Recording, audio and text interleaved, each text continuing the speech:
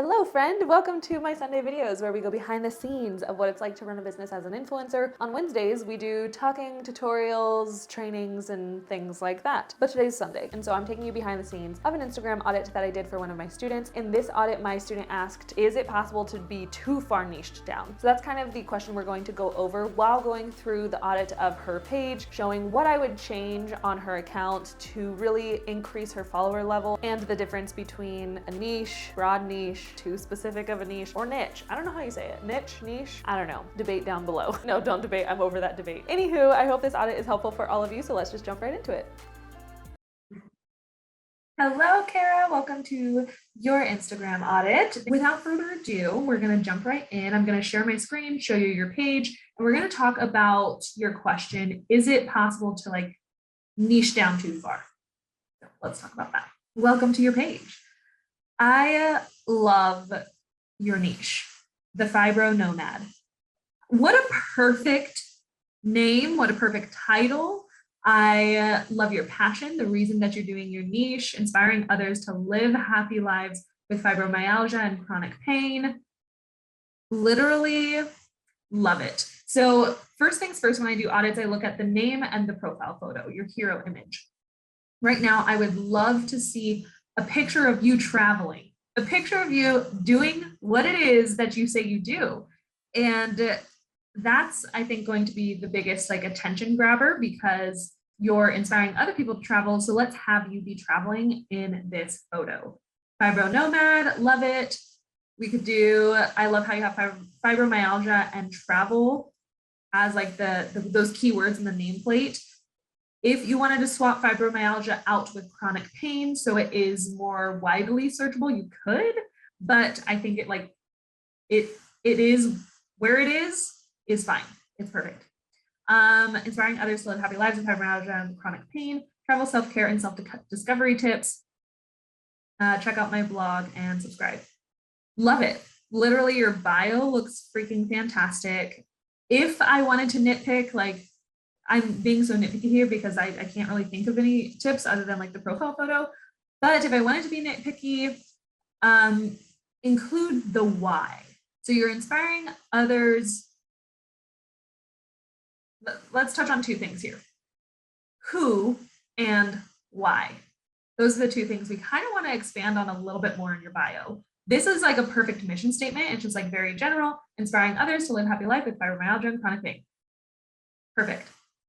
But inspiring who? Is it just people, everyday people? Or is it specifically people with chronic pain? So you can say that, inspiring other people with chronic pain, inspiring those who live with chronic pain. How can you be specific there to live happy lives or to travel more so they can what's the goal? To open their mind and see hey, you don't have to be limited. You don't have to feel limited because I have tips for you. These tips can help you travel and feel comforted so you can travel while feeling comfortable. That's a good little combo. What's their biggest pain point when it comes to travel? Is it because it's time consuming? Probably not the time consuming part.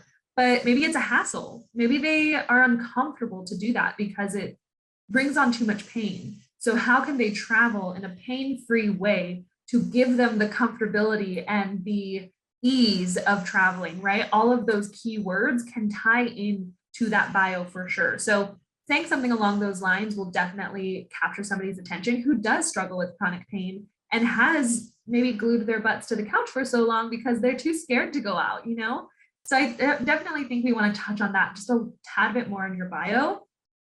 And then check out my blog, I would love for you to have a more specific call to action of maybe you have a blog post up right now that gives tips for 5 tips for pain-free travel.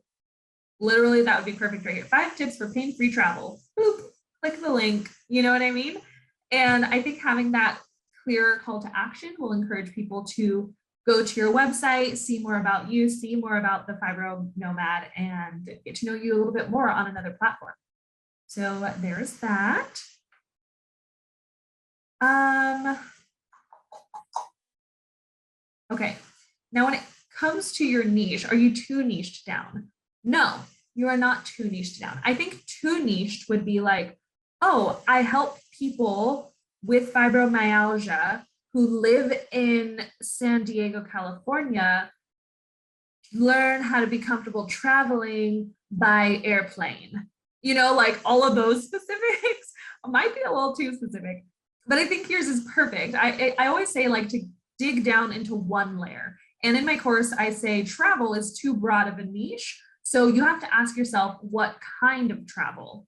And there's so many influencers that do this really well and niche down from travel really well.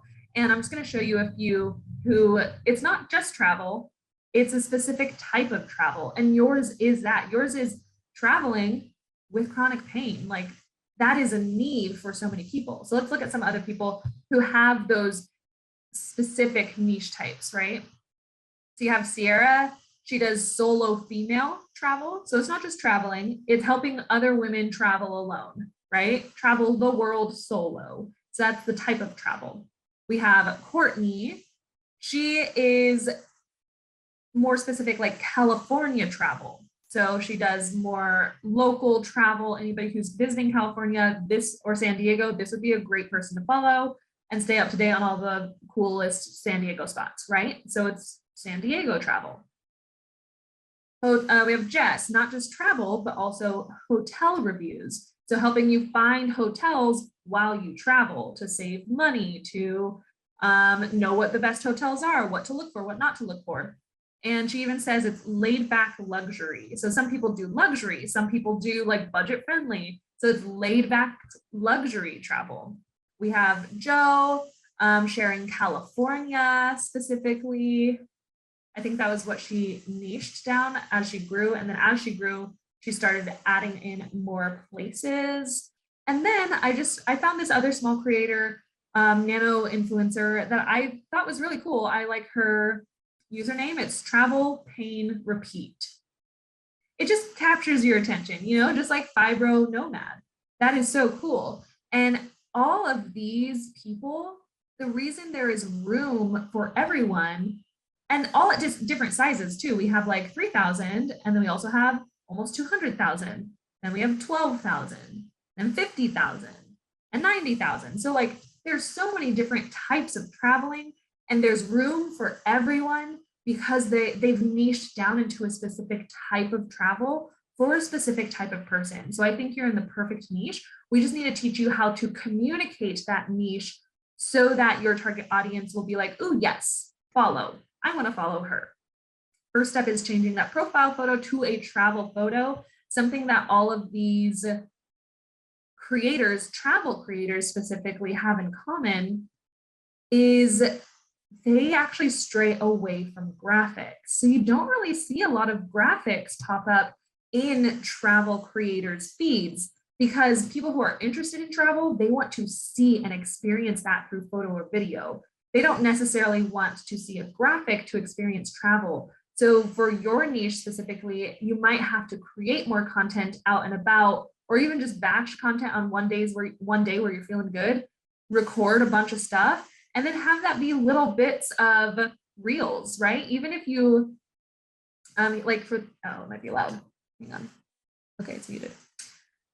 Even if you just did time lapses like this, in one spot with like, maybe there's some tips popping up. All of the editing can be done with via text as opposed to like, well, I have to shoot this shot and then this shot and then this shot. It's like, no, what if you just set your phone on a tripod, did a time lapse of one spot, and that was your reel. But then the value comes from adding text while you're laying in bed, giving tips via text, you know, or you're busting myths. Like you put in quotes, I can't travel because I have chronic pain. And then you like, next text is like false. I teach you how to travel with chronic pain, you know? So that's just something to keep an eye out for, is how can you deliver your content in a way that it will be received for your ideal audience type. I'm not saying you can't ever do graphics, but I'm just saying in the course, I talk about doing your user research and your like competitor research. maybe find a few people who would be competitors closer to your follower number. So we have Travel Paint, Repeat, we have Jess, she's a great micro influencer. And then how can you create a spin off of their content for your audience? So maybe she's doing like restaurants, Boston hotel restaurants. You could probably do a combination of like travel tips and then also on occasion giving tips specifically for fibromyalgia. So let me stop my screen sharing. So your content pillars, what if you do travel tips and they're just like general travel tips? You're like, hey, these are the best restaurants in Boston, best coffee places in Boston, best way to find cheap flights, some general travel tips. But one of those content pillars is specifically tips for people with chronic pain. Words are hard. That's what's going to make you stand out among the saturation. So yeah, that's really your entire audit. That's what I think your niche is perfect. I love your niche. I love your positioning. There is room for you. There's space for you, and it's needed. It's absolutely needed. I know it is. So keep creating content for that and just always ask yourself, like, how can I show up for my people today? Like, we don't have to overthink and be like, oh my gosh, I don't have the perfect travel photo. Oh no, like I don't have the perfect reel. Oh no. Just anytime you post, ask yourself, how can I show up for other people with maybe fibromyalgia? How can I show up for other people who are suffering with chronic pain today to give them a little bit of encouragement, give them a little bit of inspiration? Maybe they can't get out of bed, but they can watch this time lapse, and they're gonna live vicariously through this time lapse of a sunset. So I think having that approach will help take a lot of the pressure off of your shoulders for creating like the perfect travel images, because I feel like a lot of people who want to be in the travel space, that's always their biggest insecurity is, oh my gosh, but I'm not a professional photographer. I can't take these types of photos. It's like, okay, well, that's something that we can learn over time. That's something we can practice over time. You don't have to be fantastic at it right now. That's fine. But every time you show up, how can you show up for your people? And that's what it comes down to. So I hope this audit was helpful. If you have any questions, feel free to ask them in the Facebook group, and I will see you around there. All right, talk to you later. Bye. And that is it for the audit. Hopefully you gained something from watching that, from seeing the behind the scenes of how I give feedback on other people's profiles. If you've made it this far, comment the phrase, the riches are in the niches down below. Whether you say niche or niche, that's just the key phrase for today's video. So comment that down below, and I will see you on Wednesday. Thank you so much for watching. Follow your joy. Bye.